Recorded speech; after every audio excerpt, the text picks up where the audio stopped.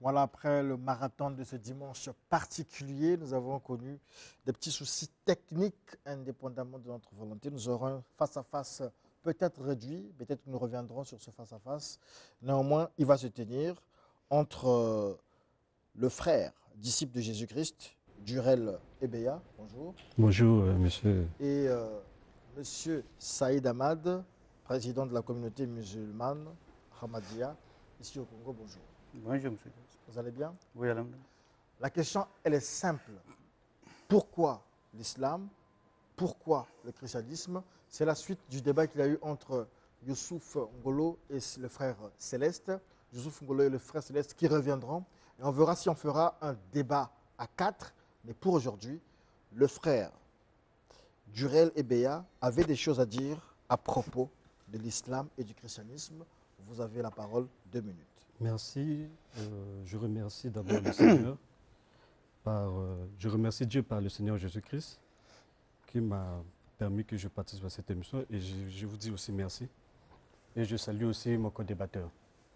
Avant de répondre à votre question, je peux poser une question juste de curiosité. Est-ce que M. Saïd, qui est musulman, croit à la Bible? Oui, croit au Coran. Oui, certainement, je crois au Coran, le Saint-Coran qui est révélé de la part de Dieu, Mais après la Bible. Pas la Bible. Après la Bible. Après la Bible. Donc vous Après croyez le aussi, Torah. vous croyez aussi à la Bible? Oui, nous croyons qu'il y avait un livre que Dieu avait révélé à Torah. D'accord, merci. Pourquoi, le but c'est d'expliquer aux gens pourquoi l'islam et pourquoi le christianisme. C'est ça le but. L'islam et le christianisme sont deux religions qu'on appelle abrahamiques. Et le troisième, y compris le judaïsme. C'est-à-dire que ces trois religions-là sont issues des promesses, des prophéties faites à Abraham. Et l'islam est né, l'islam d'abord en arabe veut dire soumission à Dieu. C'est une religion née au 7e siècle, vers les années 70, quand l'archange Gabriel, qu'ils appellent en arabe, ils disent Djibril, a paru au prophète Mahomet pour lui transmettre les oracles venant de Dieu. Et parmi ces oracles-là, c'est ça qui forme la loi qu'ils appellent par la charia. La loi canonique qui fixe 5 principes. C'est-à-dire la foi en Dieu, unique, et croire à Allah et à Mahomet, le pèlerinage, la salade, c'est-à-dire la prière, prier 5 fois par jour, la zakat, aumône rituelle. Et faire au moins une fois, et le jeûne de Ramadan. Pourquoi? Qu'est-ce que le christianisme? Le christianisme, c'est l'ensemble. C'est là. Vous en bloquez, mais vous n'avez que 2 minutes. Il faut savoir gérer le temps. On sait que c'est votre face à face. On va faire une exception.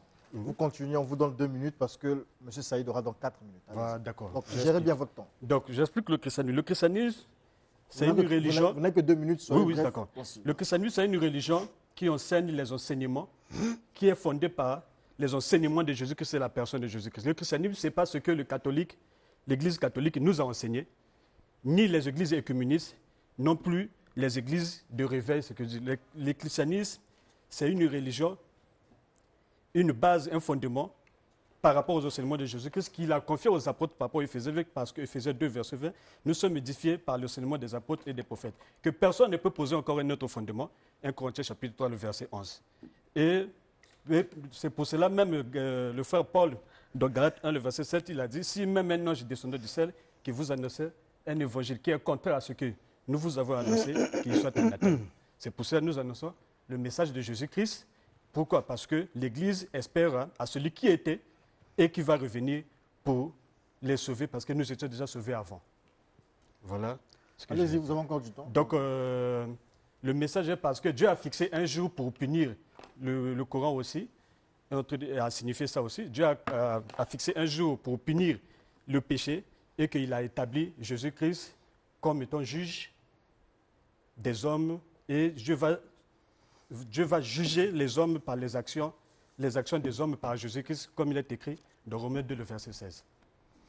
C'est comme ça que vous expliquez pourquoi le christianisme, Monsieur Saïd Ahmad. Vous avez terminé. Merci beaucoup. Aouzou billahi minash shaitanir rajim, bismillahir rahmanir rahim. Je pense qu'on m'a demandé pourquoi l'islam après le christianisme. Et comme il m'a demandé que est-ce que nous acceptons les livres qui sont révélés avant l'islam, oui, il avait dit que le Saint-Coran, il les reconnaît. Le Saint-Coran, il les reconnaît. Il y avait un Torah qui était révélé. Dieu avait donné à Jésus l'évangile et Dieu avait donné à David Zabour ou les psaumes. Maintenant, le Saint-Coran, là où il a reconnu ces livres, de même temps, il a parlé aussi que comment les Juifs, ils ont abandonné ces livres, comment ils ont détruit ces livres. Maintenant, nous avons plusieurs références qui démontrent que les livres de Moïse étaient détruits plusieurs fois et réécrits plusieurs fois. Et à cause de cela, aujourd'hui, on n'a pas confiance sur ces livres. Maintenant, pourquoi l'islam? D'abord, nous sommes en train de vivre avec la grâce d'Allah, la grâce de Dieu. Quand on parle de Dieu, il faut que, comme il est notre créateur, que les juifs reconnaissent, que les chrétiens reconnaissent et les musulmans aussi reconnaissent. Maintenant, quelle religion qui est en train d'enseigner le vrai Dieu? J'ai dit que c'est l'islam aujourd'hui qui m'enseigne le vrai Dieu. Pourquoi? L'islam nous dit qu'un Dieu qui est unique, qui n'a pas de partenaire, il ne mange pas, il ne boit pas, il ne dort pas, il ne se fatigue pas. Il est éternel, il ne meurt pas. Maintenant, pourquoi aujourd'hui on ne peut pas croire façon dont les chrétiens présentent Dieu? Parce que, comme selon l'islam, et même selon le Torah, on ne peut pas mettre en épreuve Dieu. Mais Jésus était éprouvé. À ce moment-là, il ne peut pas être un Dieu. Maintenant, Dieu ne meurt pas. Jésus était mort. On ne peut pas prier. Dieu ne prie pas, mais Jésus priait. Dieu est connaisseur de l'invisible, mais Jésus n'était pas connaisseur de l'invisible parce qu'il y avait une femme qui lui a touché. Il a dit, qui m'a touché? Maintenant, Pierre, que Jésus avait dit que tu auras les clés du paradis, après quelque temps, on lui a dit que tu es Satan. Maintenant, Dieu, tout ce qu'il dit se réalise. Mais Jésus, tout ce qu'il dit, ça ne réalise pas, parce qu'il avait dit au voleur, tu seras avec moi aujourd'hui au paradis, mais il n'était pas parti. Maintenant, le Dieu ne se fatigue pas, mais Jésus était en train de fatiguer à tout moment. Selon nous, Dieu a tout pouvoir. Maintenant, Jésus n'avait jamais un pouvoir comme Dieu. Et preuve en est qu'il y avait une femme qui a touché de Jésus et le pouvoir de Jésus était sorti. À ce moment-là, nous ne pouvons pas croire un Dieu qui perd son pouvoir seulement en touchant avec une femme, des femmes. Allez-y, monsieur. Bon, d'accord, merci. Premièrement, il a parlé d'un Dieu unique, et je vais lire dans le Coran. Si réellement Allah est unique, pourquoi il y a cette expression dans le Coran, dans la sourate numéro 15, à partir de 25, là où il dit, certes, ton Seigneur qui les rassemblera, car lui le sage, l'omniscient. Nous créâmes l'homme d'une argile puissante extrait d'une boue. Donc quand on parle déjà de nous, ce qui veut dire qu'il y a plusieurs dieux déjà. Ils sont déjà plusieurs. Parce que le seul créateur, c'est Allah. Mais je vais prouver quelle est l'identité de Jésus-Christ dans le Coran. Vous allez lire. Nous allons dans le livre numéro 4. An-Nizal. À partir du verset 171. Dans le Coran. Excusez-moi, comme c'est le téléphone. Vous allez bien gérer votre rapidement. S'il est déjà à la page, lui-même, il peut lire. Hein. Donc voilà, je suis à 171. Écoutez ce que dit le Coran. Aux gens du livre chrétien, n'exagérez pas dans votre religion et ne dites à Allah que la vérité. Le Messie Jésus, donc Jésus est considéré comme étant le Messie par rapport à l'islam. Donc Mahomet a témoigné, a rendu témoignage de Jésus. Il dit le Messie Jésus, fils de Marie, n'est qu'un messager d'Allah. Sa parole qu'il envoyait à Marie. Donc Jésus-Christ, c'est la parole de Dieu, selon le Coran. Non, là, il s'arrête voilà pour dire. Il dit, un souffle de vie venant de lui. Donc Jésus-Christ, c'est l'esprit de vie, selon le Coran. Un souffle de vie. Qu'est-ce qu'il dit encore? Je continue. Il dit ceci. Croyez donc à Allah et en ses messagers et ne dites pas trois. C'est pour meilleur pour vous. Allah n'est qu'un Dieu unique. Il est trop glorieux pour avoir un enfant. C'est lui appartient à tout ce que je descends vers le 162. Il dit, jamais le Messie ne trouve indigne d'être un serviteur d'Allah. C'est son temps de parole. Ouais, oui, je pense que... M. Saïd Ahmad, il vous donne des versets. Oui, il n'y a pas de problème, mais les versets, ça ne prouve rien que Jésus est Dieu. Vous comprenez? Quand il dit que Dieu a parlé, que Jésus est la parole de Dieu, maintenant, tous les prophètes sont la parole de Dieu. Et toutes les personnes que Dieu a dit, Dieu crée, après c'est Dieu qui souffle que la personne devient vivante. Dans le surat Al-Kahf, Dieu a parlé de la parole. Il a dit que Dieu a autant de paroles, même si tous les arbres deviennent plumes et tous les océans deviennent langues. Ça peut finir, mais la parole de Dieu ne se finit pas. Parmi les paroles qui ne finissent pas, Jésus aussi une parole de Dieu, nous acceptons, ne refusons pas. Vous avez bien dit, Jésus a dit, c'est Dieu qui m'a envoyé, c'est un envoyé de Dieu. Nous acceptons, nous ne refusons pas. Maintenant, pourquoi il accepte l'islam? C'est ça la question. Deuxièmement, comme j'ai dit que Dieu est présenté par le Saint-Coran, un Dieu à qui a le pouvoir, la Bible ne présente pas ainsi, à cause de cela, je ne peux pas accepter la Bible. Deuxièmement, respect des messagers que Dieu a envoyés. Le Saint-Coran, il reconnaît que Dieu a envoyé partout dans le monde les messagers. Il dit qu'ils étaient tous des saints. Maintenant, la Bible ne respecte pas tous les messagers. D'abord, Jésus lui-même, il dit, tous ceux qui étaient venus à sa place avant, ils étaient tous des voleurs et des bandits. Maintenant, Jésus, comme lui-même, il ne respecte pas les messagers. Mais c'est suivant comment ils vont respecter les... Maintenant, deuxièmement, la Bible dit, Noé, il avait bu, il était devenu nu. L'autre, c'est ces filles qui ont couché avec leur père, pendant que c'était un messager de Dieu. Maintenant, pour Abraham, il dit qu'il était en train de pousser à sa femme d'aller dire chez les rois que tu es ta sœur, ce n'est pas sa femme. Vous comprenez? C'est-à-dire qu'il est en train de pousser qu'il faut qu'Abraham ment, pendant que le Saint-Coran il dit qu'il était un prophète véridique, qu'il était un modèle pour tout. Vous comprenez? C'est ça qu'à ce moment-là, je ne peux pas accepter un tel livre qui est en train de jeter la saleté sur les messagers de Dieu qui étaient des saints. D'accord. Le frère, vous avez suivi ce que le frère a dit. Le frère Saïd a dit. Voilà. Donc on vous laisse réagir. Parce que qui est Jésus? Vous n'avez que 2 minutes, je vous rappelle. Jésus-Christ. Parce que l'islam croit à un Dieu que nous appelons tous, que nous, les chrétiens, nous appelons Dieu, et que nous, le Seigneur Jésus-Christ l'a révélé.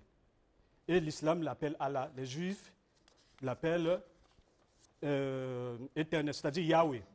Or, celui qui est apparu à Abraham, parce que Exode, quand vous lisez Exode 6, à partir du verset 3, il est écrit qu'il est apparu à Abraham autant que Dieu Tout-Puissant.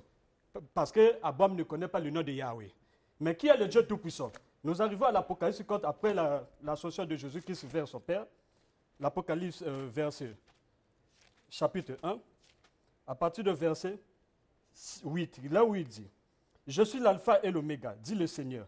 C'est lui qui est, qui était et qui vient, le Tout-Puissant. » C'est Jésus-Christ. Et quand nous voyons les prophéties faites à Abraham, parce que le Coran reconnaît que Dieu a envoyé premièrement les livres de la vérité, selon la sourate numéro 2, la sourate 2, la sourate 3, pardon, la famille d'Imaram, verset 3, il dit, le Coran, et Mahomet dit, le Coran est pour confirmer les livres descendus avant lui, c'est-à-dire la Torah et l'Évangile.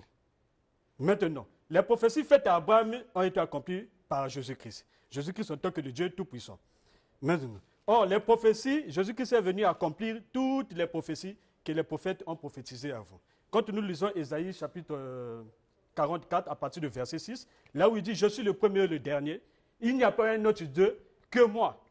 Et quand nous lisons l'Apocalypse, chapitre, le même livre de l'Apocalypse, chapitre 1, à partir de verset,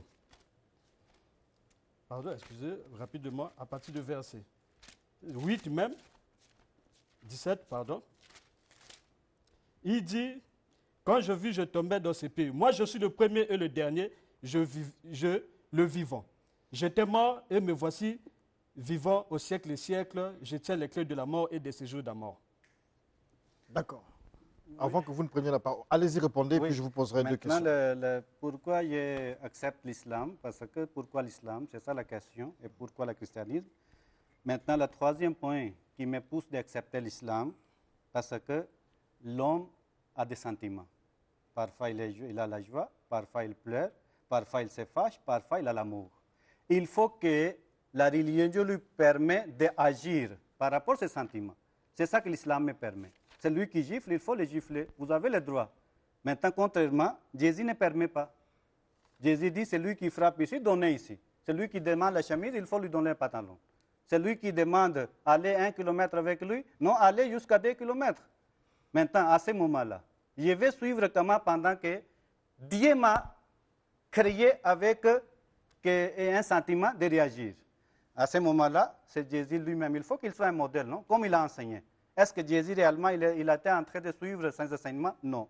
Parce que Jésus, là où il enseigne qu'il faut donner, que celui qui gifle, il faut donner l'autre côté, Jésus lui-même, il dit, Matthieu 10, 34, il dit que je ne suis pas venu pour la paix, mais plutôt pour l'épée. Il dit à ses compagnons, achetez l'épée. Et il dit, je suis venu pour mettre le feu. Et il dit que je suis venu pour mettre le désordre dans chaque maison, pour mettre la division. Et maintenant, comment vous pouvez dire que non, Jésus a pratiqué ça? C'est ça que jusqu'à aujourd'hui, les chrétiens aussi ne pratiquent pas. Ils sont en train de réagir par rapport à ce que les enseignants, Jésus enseignait, ils ne pratiquent pas. Lui-même, Jésus, quand il se fâche contre les Juifs, il les considère comme des serpents et des vipères. C'est ça que, comment je peux suivre tel enseignement que d'abord lui-même, la personne n'est pas un modèle. Le prophète Mohammed sallam, le Saint-Coran, il dit qu'il est un modèle pour vous tous. À ce moment-là, la vie du prophète Mohammed sallam, depuis naissance jusqu'à sa mort, c'est totalement un modèle pour les musulmans. N'importe quel, qu'est-ce qu'on dit, vous prenez même avant l'avènement du prophète, quand il était une personne simple à la Mecque, même après l'émigration, et même quand il était devenu roi, il était toujours un modèle. C'est ça que j'accepte l'islam, parce que l'islam me permet de se défendre. Merci beaucoup. Pourquoi l'islam? Pourquoi le christianisme? Je vais poser deux petites questions. La première, le frère Durel Ebea, disciple de Jésus-Christ, avez-vous déjà lu le Coran? Si, ça fait quelques mois que j'étudie le Coran. D'accord, vous étudiez même le Coran. Monsieur Saïd Ahmad, avez-vous déjà lu le Coran, la Bible? Personnellement, à la maison. Oui, je pense que je suis en train de donner la référence biblique. Cela signifie que j'ai déjà Question à lu. dessein. Et donc, deuxième question, ça sera la dernière. Le frère Durel Ebea, pourquoi le christianisme et pourquoi pas l'islam?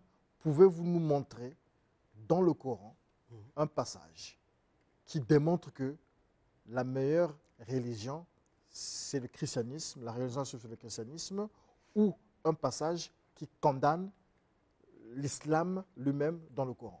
Oui, je vais dire pourquoi je le dis, je défends le christianisme parce que, premièrement, par rapport aux deux prophètes, malgré il dit que Mahomet était un modèle, sauf que Mahomet, par rapport à la sourate 48, le verset 1, il est considéré comme étant un pécheur. Or, dans le Coran, il y a un fils qui est né pur saint, dont Jésus-Christ. C'est pourquoi je dis. Or, si vous lui demandez, est-ce que vous espérez à la vie éternelle? Parce que lui-même, il fait partie de la communauté des Ahmadiyya qui ne sont pas des musulmans. Ils sont contestés par les musulmans. Parce que leur guide, Ghulam Masroun, est apparu en 1835. Il est mort le 26 mai 1908. Il est mort suite d'une diarrhée aiguë.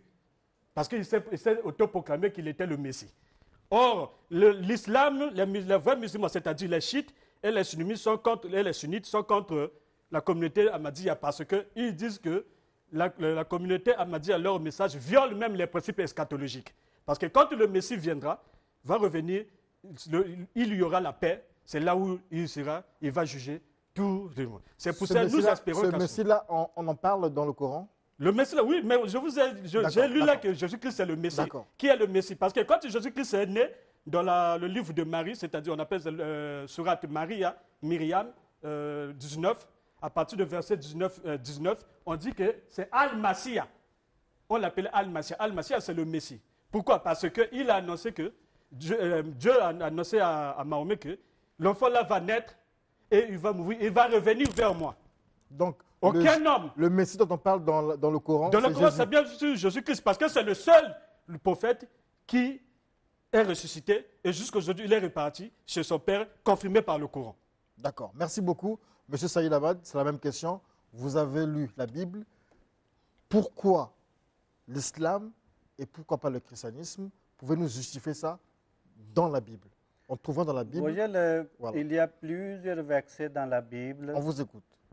et dans le Nouveau Testament aussi, l'Ancien Testament aussi, que par Jésus, qu'il y aura un conciliateur qui viendra après lui. La Bible, le Deutéronome 18, 18, il dit, la personne qui ne vient pas de Dieu, il sera puni de mort. C'est ça la véracité d'un messager. Le prophète Mohammed sallam, il est resté pendant 23 ans après avoir déclaré qu'il est messager d'Allah. Il est mort une mort naturelle. Après avoir complété sa mission, il avait la victoire. À ce moment-là, je dois accepter l'islam. Mais Jésus, il a prêché 3 ans. Il était arrêté par les Juifs, par les Romains, et tué par une maudite. Maintenant, aujourd'hui, il est en train d'attaquer sur le Messie promis, le fondateur de la communauté musulmane Ahmadiyya, qui était venu pour détruire le christianisme, qui était venu pour briser la croix. C'est ça que nous sommes en train de faire. Maintenant, est-ce que je lui demande, le moment que le Messie promis, il avait rendu l'âme, est-ce qu'il était là, ou ses parents étaient là? Qui dit que comment il était mort? C'est ça que, sans preuve, il ne peut pas attaquer sur quelqu'un qui est responsable de toute une communauté. C'est ça que Jésus les enseignait, le moral. Comme Jésus s'est fâché, lui aussi, il faut qu'il se fâche. Il ne montre pas les preuves quand on parle de Jésus. Mais le Saint-Coran, il a dit que Jésus est mort pour toujours, il ne viendra pas. Il faut me montrer une seule verset coranique qui dit que Jésus est monté au ciel et il est vivant et dans les derniers temps, il viendra. J'attends, je lui présente 30 versets du Coran qui prouvent que Jésus est mort, il ne viendra pas. Et en plus, il dit que Jésus viendra pour juger les musulmans. Le Saint-Coran, il dit, Rasoulan ela bani Israël, je vous ai envoyé pour les enfants d'Israël. Il ne peut pas venir pour tout le monde. Merci beaucoup. Chacun de vous a donné ses arguments. Nous sommes à la fin de ce face-à-face, mais qui en pense va être repris dimanche prochain, si les conditions nous le permettent. Il y a beaucoup de réactions aussi, beaucoup de réactions. Le sujet, il intéresse beaucoup de gens ici. Et voilà, chacun des débatteurs doit vraiment s'exprimer. Voilà. Donc ici, on nous demande de vous donner plus de temps pour pouvoir vous laisser vous exprimer sur la question. Et donc, nous avons 2 face-à-face sur cette thématique de l'islam.